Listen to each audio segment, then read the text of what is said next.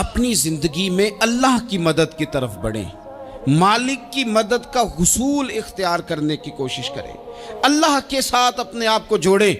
اگر اللہ کی مدد نصیب ہو، یہ جو ہم جتنا ڈرتے رہتے ہیں، سہمے رہتے ہیں، پریشان رہتے ہیں کوئی کیا کر دے گا، ہمارے ہاں نا ہر شعبے میں معاذ اللہ ایک مافیا ہے، الا ماشاءاللہ۔ وہ مافیا کہتا ہے میرے ساتھ ملو گے تو میں چلنے دوں گا، ورنہ میں نہیں چلنے دوں گا، مارکیٹ میں آ ہی نہیں سکتا فلانا بندہ، چونکہ یہاں ہمارا قبضہ ہے۔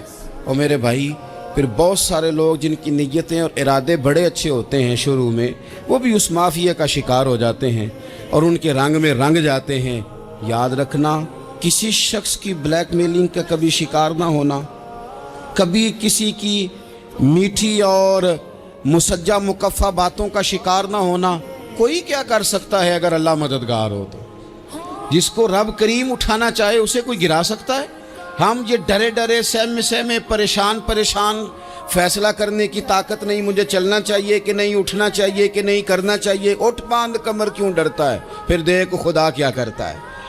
حضرت عبداللہ ابن عباس فرماتے ہیں میرے نبی پاک علیہ السلام نے میری تربیت فرمائی، حضور نے میری تربیت فرمائی، اور محبوب پاک علیہ السلام نے فرمایا عبداللہ یاد رکھنا، یہ نوجوان دوست میری بات لکھ لیں، پریشان لوگ میری بات لکھ لیں، جن کے پاس قوت فیصلہ نہیں وہ اس بات کو لکھ لیں۔ حضرت عبداللہ ابن عباس فرماتے ہیں میرے نبی پاک علیہ السلام نے مجھ سے فرمایا تھا عبداللہ سن، اگر ساری دنیا مل کے تیرا کوئی نفع کرنا چاہے کر نہیں سکتی جب تک میرے رب کی رضا نہ ہو، اور فرمایا ساری دنیا مل کے تیرا کچھ بگاڑنا چاہے تو عبداللہ بگاڑ نہیں سکتی جب تک رب کریم کی حکمت کا تقاضا نہ ہو۔ لوگوں سے ڈرنا، لوگوں کی طرف دیکھنا، ماحول دیکھ کے اپنے راہ کا تعین کرنا، ہر بندے کے خیالات کے مطابق ڈھلنے کی کوشش کرنا، فلانا نہ ناراض ہو جائے، فلانا نہ ناراض ہو جائے، وہ جس نے ہونا ہو جائے، بس رب رسول ناراض نہ ہو۔ اپنی زندگی میں اپنے مالک کو مولا جان کے، بل اللہ مولاکم، اللہ تمہارا مولا ہے، وَهُوَ خَيْرُ النَّاصِرِينَ، وہ بہترین مددگار ہے۔ توجہ جب بھی کریں رب کی جانب کریں، اپنے دل کا قبلہ درست رکھیں، سوچوں کے زاویے سیدھے رکھیں۔ میرے بھائی مالک جب بندوبست کر دے نا،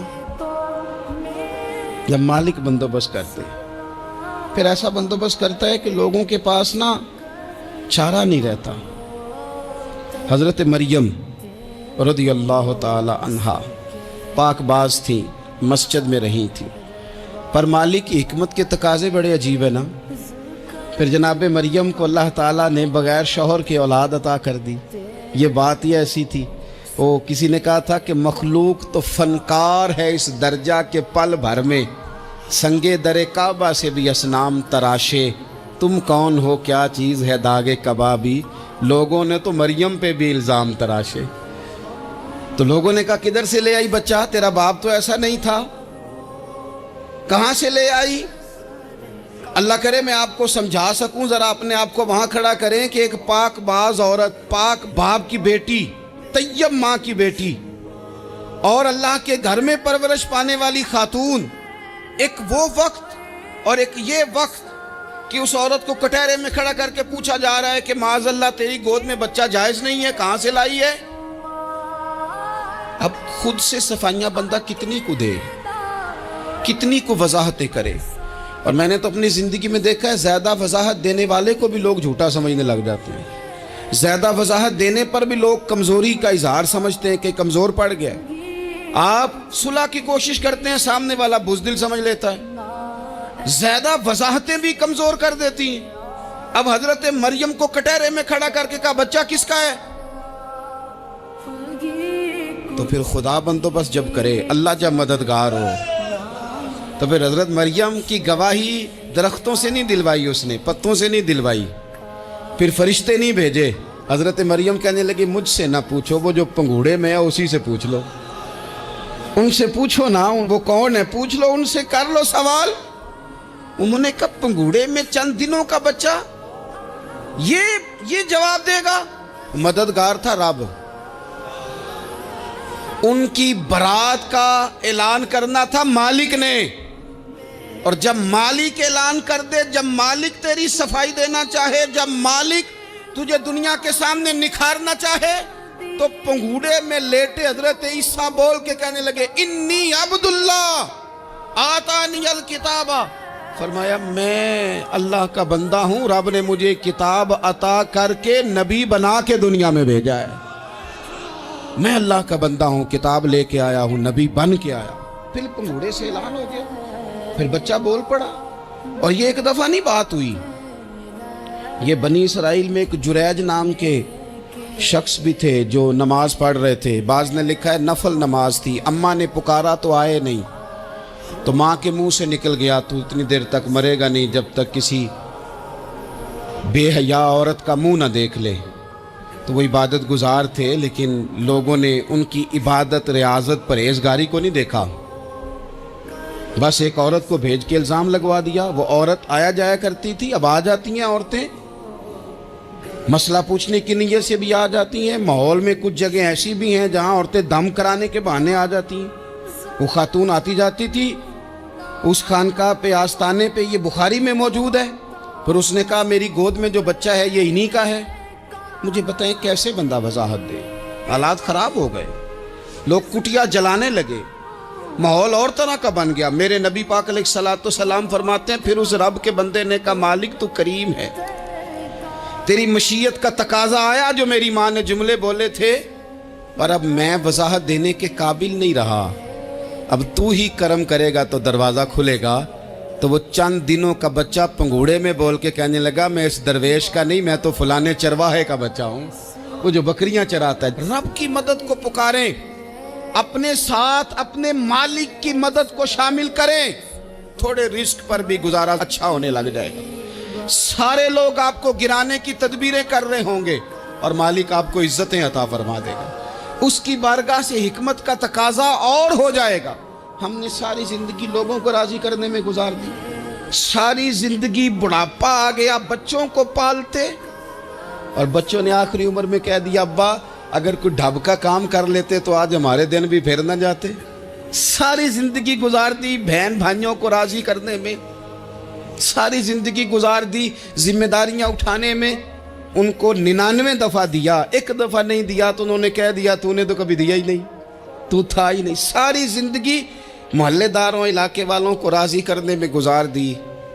اور میں نے ایسے لوگ بھی دیکھے دین کے لیے وقت گزارا، لیکن جب بڑھاپے میں دانت کام نہ کرتے تھے تو وقت کے مفتیوں کو بھی مسجدوں کی کمیٹیوں نے کہہ دیا اب آپ کی سمجھ نہیں آتی، ہم نے خطیب کو یور رکھنا ہے، نہ دیکھو دنیا کی طرف، دنیا رلا دیتی ہے، نہ راضی کرو بندوں کو، بندے تھکا دیتے ہیں، نہ پیچھے بھاگو ہر وقت دنیا داروں کے، یہ انسان کو کمزور کر دیتے ہیں۔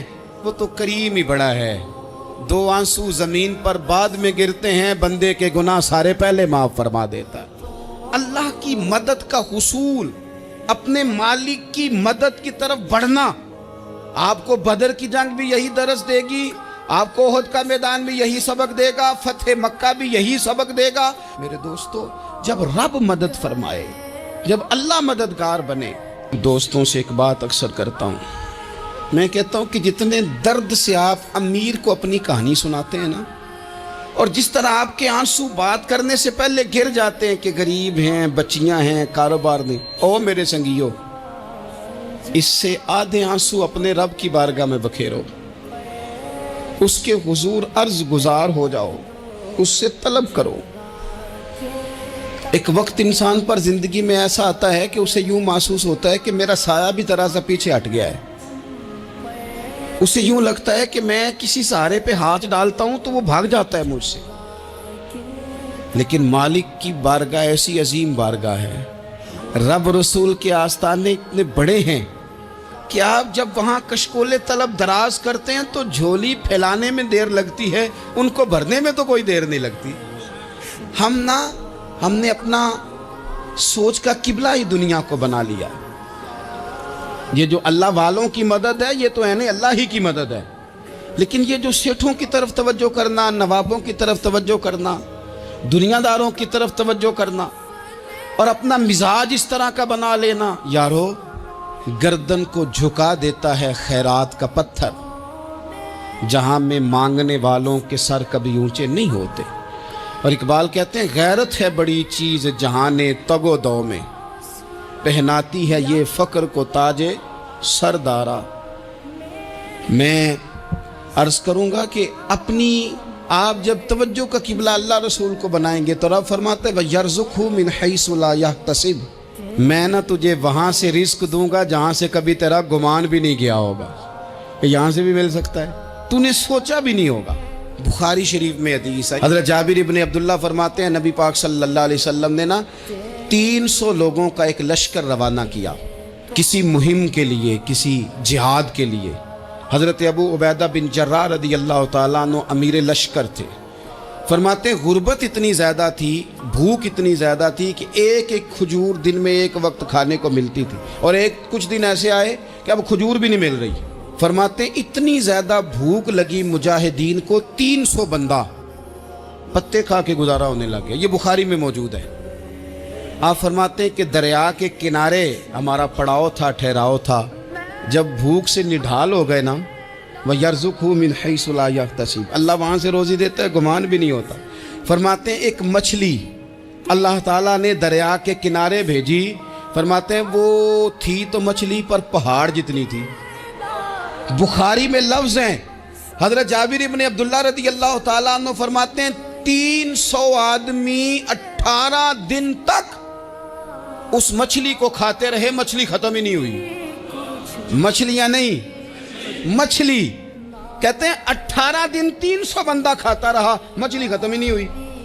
और फरमाते हैं कि उसकी हड्डी निकाल के, कांटा कहेंगे आप अपनी ज़ुबान में, कहते हैं वो निकाल के ना तो उसको खड़ा किया ना जब, तो ऊंट कजावे समेत उसके बीच से गुजर जाता था। 2 उसके कांटे जोड़े। फरमाते हैं वो उसका गोश्त हम खाते थे और उसकी चर्बी बतौर तेल के हम जिस्मों पे मलते थे, बीमारों को उससे सुकून आता था, तंदुरुस्ती शिफा होती थी। फरमाते हैं हम खाया भी हमने और कुछ लेके हम मदीने भी गए, और कुर्बान जाए नबी पाक ने भी उसमें से खाया। हमने अर्ज़ की हुजूर ये मुअम्मा क्या है, ये माजरा क्या है? तो महबूब ने फरमाया तुम्हारे पास ग़िज़ा नहीं थी, रब ने तुम्हारे लिए बंदोबस्त किया है, अल्लाह ने तुम्हें दिया है। मकान शुरू कर लिया एक साहब ने, वो मकान बनाने लगे। आप वो हिसाब लगा रहे हैं, कहते हैं मेरे पास इतने पैसे हैं, इतने मैंने फ़लाने दोस्त से कहना है उसने दे देने, इतने फ़लाने रिश्तेदार से कहना है उसने दे देने, इतने फ़लाने से कहना है उसने दे देने। ये सारी कापी बना के मकान शुरू कर लिया। जो रोज़ कहता था ना कोई हुक्म हो जाते दसी, सबसे पहले उसको कहा मियाँ पैसे चाहिए देन। वो कहता हो कल ही मुंडा टोरिया है, कदे तू परसों 10 दाते लब जाने सन। मैं आपको अपने तजर्बे की बात बता रहा हूँ। जिन लोगों का ख्याल होता है ना कि आप स्टार्ट करें फलाना काम, हम आपके साथ हैं, अल्लाह का ही कोई निज़ाम है, वो बिल्कुल भी नहीं साथ होते। लेकिन ऐसा नहीं है कि कोई साथ नहीं होता, अल्लाह ताला बड़े असबाब पैदा करता है, वहाँ से देता है जहाँ से गुमान भी। हमारा ये ज़हन बन जाता है हम सारी अपने हिसाब से चलते हैं, इतने रिश्तेदारों से, इतने कौन आपके साथ चलेगा, सवाल ही नहीं पैदा होता।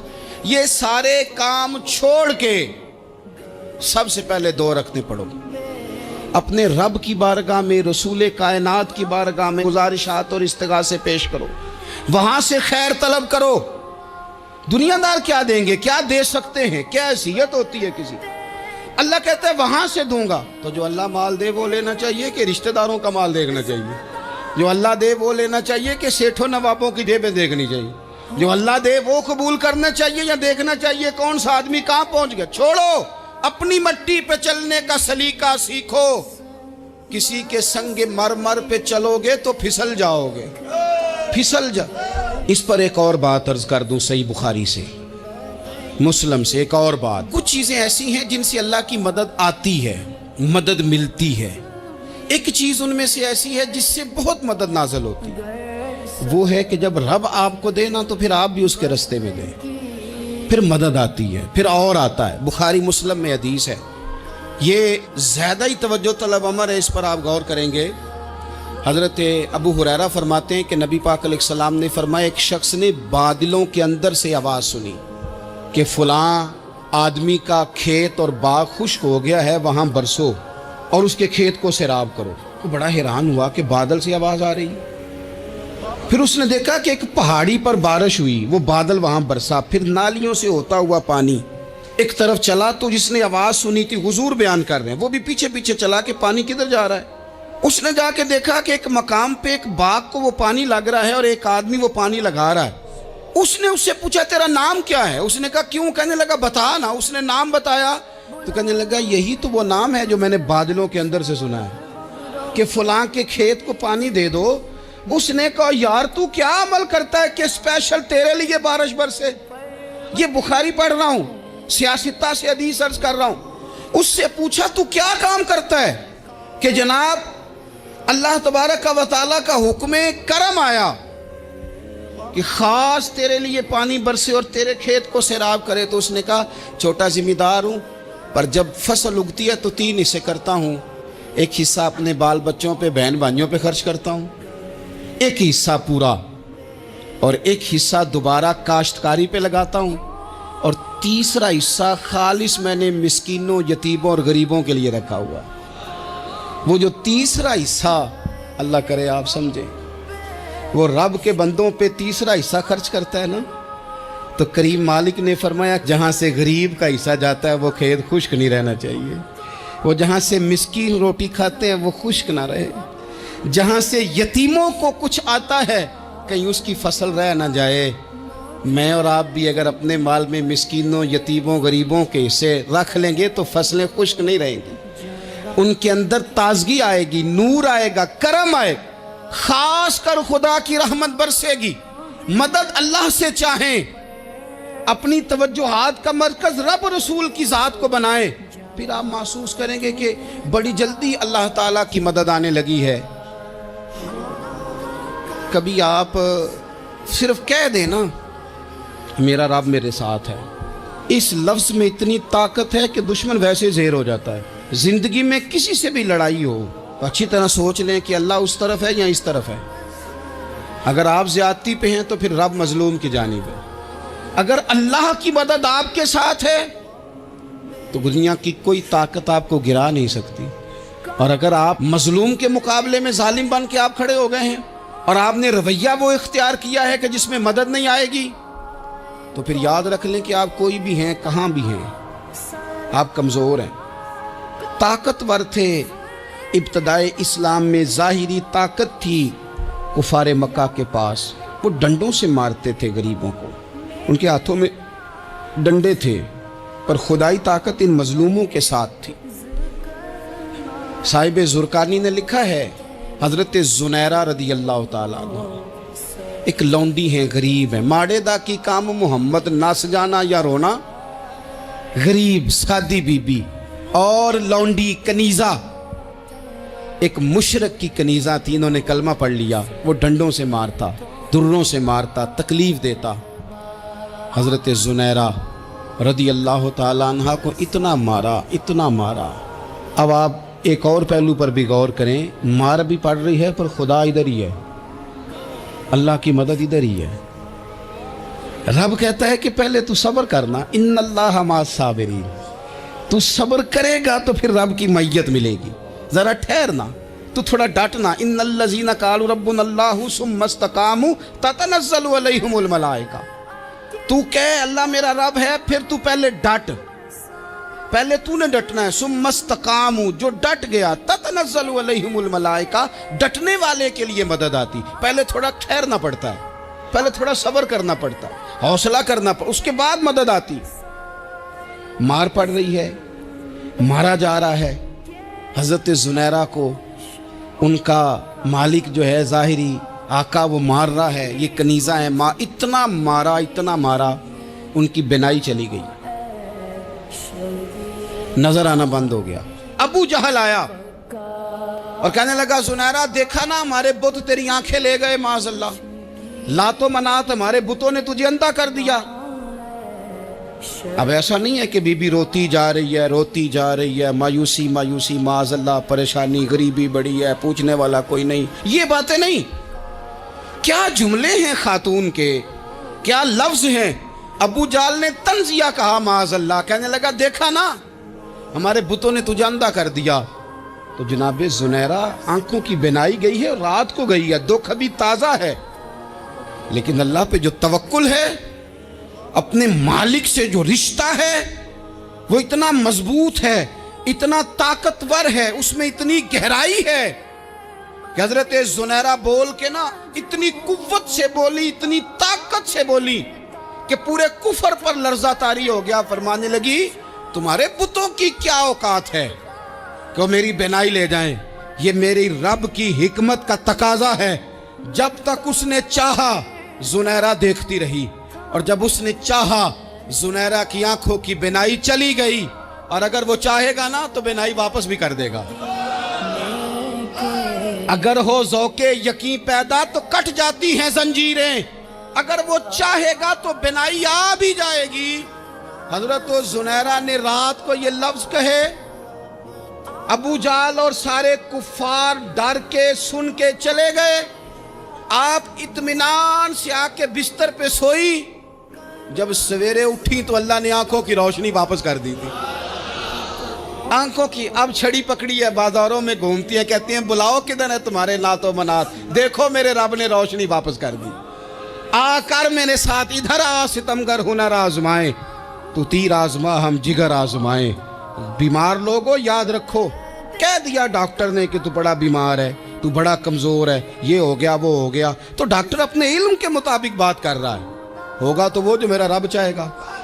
کمزور ہو جانا، پریشان ہو جانا، تکلیف میں آ جانا، پتہ نہیں بات ہو گئی ہے تو جانے کیا ہو جائے گا۔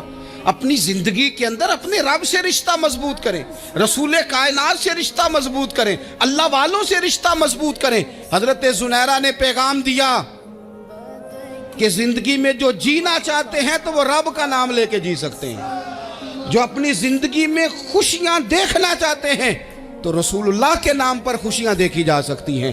توکل کی بنیاد پر بندہ خوشیاں لے سکتا ہے، اور اگر انسان میں توکل نہیں ہے تو پھر وہ اس کالے جادو سے بھی ڈر رہا ہے، وہ نیلے سے بھی ڈر رہا ہے، وہ پیلے سے بھی ڈر رہا ہے، وہ فلانے سے بھی ڈر رہا ہے، وہ میرے خلاف فلانا رشتہ دار سازش کر رہا ہے تو ڈر رہا ہے، فلانا میرے بارے میں یہ کر رہا ہے تو ڈر رہا ہے، وہ پتہ نہیں دنیا ادھر ہو جائے گی تو کیا ہو جائے گا، اٹھ باندھ کمر کیوں ڈرتا ہے، پھر دیکھ خدا کیا کرتا ہے۔ تو اس ساری گفتگو کا نچوڑ آپ کو یہ عرض کیا ہے، سب سے پہلے تو یہ کہ میدانوں میں مدد بھی اللہ کی، رزق میں مدد بھی اللہ کی، فصلیں خشک ہوں تو مدد پھر بھی اللہ کرے، تو پھر ساری مدد، اور اگر انسان بیمار ہو تو پھر بھی مدد اللہ کی۔ تو اپنے اللہ کی جانب توجہ کو بڑھائیں، آپ اللہ سے مدد کے سوالی بنیں۔ ترمذی کی ایک حدیث ہے، میں آپ کو زندگی کا تجربہ بتاتا ہوں کہ جب میں بڑا پریشان ہوتا ہوں تو یہ والی روایت کھول لیتا ہوں، مزہ دیتی ہے۔ میرے نبی پاک علیہ السلام نے فرمایا اپنے دکھ سیٹھوں نوابوں کو نہ کہنا، مالداروں کا نہ کہنا، ورنہ اللہ تمہیں کبھی غنی نہیں کرے گا۔ فرمایا اپنے دکھ اپنے رب کی بارگاہ میں عرض کرنا، جلدی کرے یا دیر سے کرے اللہ تمہیں لوگوں سے بے نیاز کر دے گا۔